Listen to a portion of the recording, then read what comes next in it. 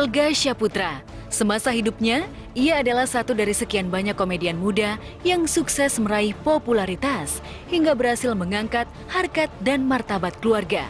Beriringan dengan itu semua, pundi-pundi kekayaan berlimpah dengan nilai fantastis mudah ia dapatkan. Berbagai aset dari mulai istana mewah, kendaraan roda 4 kelas atas, dan berbagai investasi menjanjikan dilakoni oleh mendiang Olga. Kini, seiring meninggalnya almarhum, riwayat harta kekayaan Olga banyak memicu rasa penasaran halayak banyak. Benarkah, sejak menjalani perawatan intensif di Singapura yang menelan biaya mahal, membuat kekayaan Olga ikut tergerus? Dan siapakah pewaris sah dari kekayaan Olga yang tersisa? Sejak dilarikan ke rumah sakit di Jakarta hingga diterbangkan ke rumah sakit elit Singapura, praktis Olga tak bisa beraktivitas, bekerja mencari nafkah seperti saat dirinya sehat. Padahal, rumah sakit tempat Olga dirawat terbilang rumah sakit mewah dengan biaya cukup besar. Mulai 24 April, Olga dilarikan ke rumah sakit di kawasan Pondok Indah dan dirawat kurang lebih 1 minggu. Dan di sana, Olga didiagnosa mengidap penyakit meningitis atau radang selaput otak. Hingga akhirnya pada tanggal 3 Mei, Olga diam-diam diterbangkan ke Singapura. Pada tanggal 24 April 2014, itu di rumah Olga udah ngerasa panas tinggi, udah muntah-muntah. Pas jam 3 subuh, Bang Billy bawa ke rumah sakit RSPI, masuk ke UGD. Kondisi Olga pas itu kebetulan alhamdulillah udah bisa ngobrol, timbang yang pas di rumah udah bisa ngobrol segala macam, kita masih udah ketawa-tawa. Itu pas di UGD.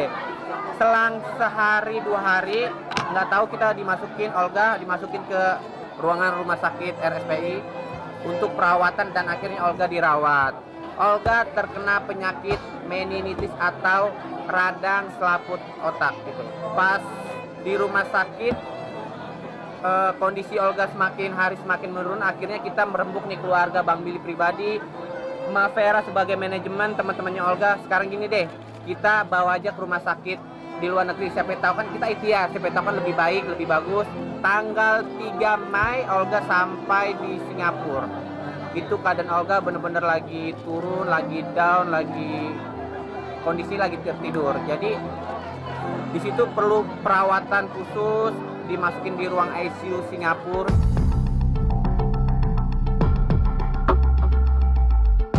Demi mendapatkan data-data lebih akurat, kami bergerak menemui seorang pakar rencana keuangan untuk melakukan penghitungan yang digelontorkan Olga selama perawatan. Dari data yang berhasil kami himpun, untuk kelas termurah saja, untuk satu kamar berisi 4 pasien, tarif yang harus dikeluarkan adalah $276 Singapura atau sekitar $2,5 juta per hari. Sedangkan untuk kelas atas atau satu pasien, tarifnya $640 Singapura setara 6 juta per hari. Masih ada satu kelas yang cukup fantastis nominalnya, seorang pasien harus merogoh kocek hingga $9.298 Singapura atau $88,3 juta per hari untuk mendapatkan pelayanan sangat eksklusif dari pihak rumah sakit. Ya sebenarnya gini, kalau kita bicara masalah biaya rumah sakit ya di luar negeri khususnya, itu memang relatif cukup mahal, apalagi Mount Elizabeth itu terkenal sebagai rumah sakit private yang mahal sekali ya. Kalau kita lihat dari situs resminya Mount Elizabeth itu biaya paling rendah itu sekitar $400, biaya paling tinggi itu bisa sampai 5.000 sampai 8.000 bahkan dolar per malam. Nah, jadi kalau kita total minimum kalau pakai kamar yang paling rendah itu almarhum Olga harus mengeluarkan mungkin sekitar antara 20 sampai 30 juta per malam. Ya, itu untuk yang minimumnya aja. Jadi kalau misalnya dia setahun 360 hari, mungkin dia bisa menghabiskan 7 sampai 10 miliar hanya untuk biaya kamar plus itu biaya kamar plus obat-obatan. Tak hanya sampai di situ, pembiayaan bakal bertambah manakala pasien diharuskan mendapat penanganan spesial di ruang High Dependency Unit atau HDU dan tarifnya menembus angka $683 Singapura atau setara 6,5 juta rupiah per harinya. Hal tersebut sepertinya dilakukan oleh keluarga dan manajemen Olga. Kalau kita pakai angka yang di tengahnya, yang biayanya kamarnya mungkin sekitar $1.000, berarti biayanya bisa sekitar 50 jutaan per hari gitu ya, biaya kamar plus biaya alat-alat, biaya dokter ahli dan lain sebagainya, biaya suster dan lain sebagainya, itu mungkin bisa sampai 50 juta per hari. Berarti kalau dihitung setahunnya mungkin sekitar 15-an miliar sampai 20 miliar kalau ditambah biaya-biaya yang lain-lain. Mungkin jumlah itu tak bisa dibilang cukup kecil untuk Olga. Pasalnya semasa hidup, mendiang Olga cukup produktif di panggung hiburan tanah air. Dari berbagai informasi yang berhasil kami himpun, saat masih prima, honor Olga sebagai presenter dan komedian disebut-sebut menerima kontrak per tahun sebesar 1 miliar rupiah. Kalau bayaran Olga nominalnya sih pastinya saya nggak tahu. Yang pasti cukup besar. Tapi dari nominal itu kan nggak cuma Olga sendiri. Jadi yang saya tahu jadi kontraknya Olga di acara tersebut itu kan bareng sama Olganya sendiri, ada Billy, ada Chan, ada Tara. Itu yang saya tahu. Nominalnya berapa, persisnya nggak tahu, tapi memang cukup besar. Tapi sekali lagi itu kan dibagi berapa orang. Wajahnya selalu menghiasi layar kaca. Berbagai acara komedi, reality show, Olga ramai diberitakan menerima bayaran 40 juta rupiah per episode. Walhasil, berbagai pengeluaran selama Olga menjalani perawatan medis hingga akhir hayatnya, pundi-pundi keuangan almarhum tak mengalami penurunan. Pasalnya semasa sehat, Olga telah mempersiapkan berbagai keperluan hingga menyangkut pembiayaan dirinya jika sakit. Alhamdulillah masih banyak.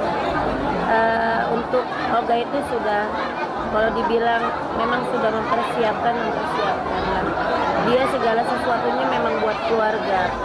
Jadi waktu pada saat sakit itu dia sudah bilang bahwa, "Ma, ini rezeki gue, sebagian gue kasih buat keluarga gue, sebagian lagi buat penyakit gue. Jadi kalau gue sakit-sakit ada uang gue di sini."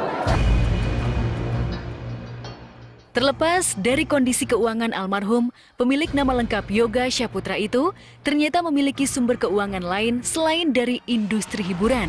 Di antaranya usaha rumah makan, butik, rumah kos-kosan atau kontrakan. Belum lama ini, tim kami berhasil menyambangi restoran milik Olga. Namun sayang, restoran yang menyajikan menu masakan Jepang itu dalam kondisi sepi dan tutup. Fakta ini seolah membuka rumor salah satu jaringan usaha Olga diambang kebangkrutan. Pegawainya udah berapa lama tutup, Pak? Dari mulai hari apa ya? Sampai 4 hari ini lah tutup. 4 hari ini. Oh, tapi minggu kemarin masih buka ya? Masih buka. Oh, saya nggak ngerti. Kalau masalah harta Olga, keuangan, apapun, saya nggak ikut campur. Ya, mungkin itu adalah satu dari sekian banyak usaha almarhum Olga yang terlihat. Dan melihat segudang harta yang dimiliki Olga, termasuk berbagai usaha bisnisnya, siapakah yang kini mengelola dan meneruskannya? Kalau untuk masalah semuanya saya sudah kasih ke Bang Billy, saya sudah limpahkan semuanya. Karena gimana pun juga saya cuma manajer, saya bukan keluarga. Insya Allah nanti Bang Billy yang akan jalanin. Selamat jalan kawan, cepatlah berlabuh. Mimpimu kini telah kau dapati. Tak ada lagi seorang pun yang mengganggu. Olga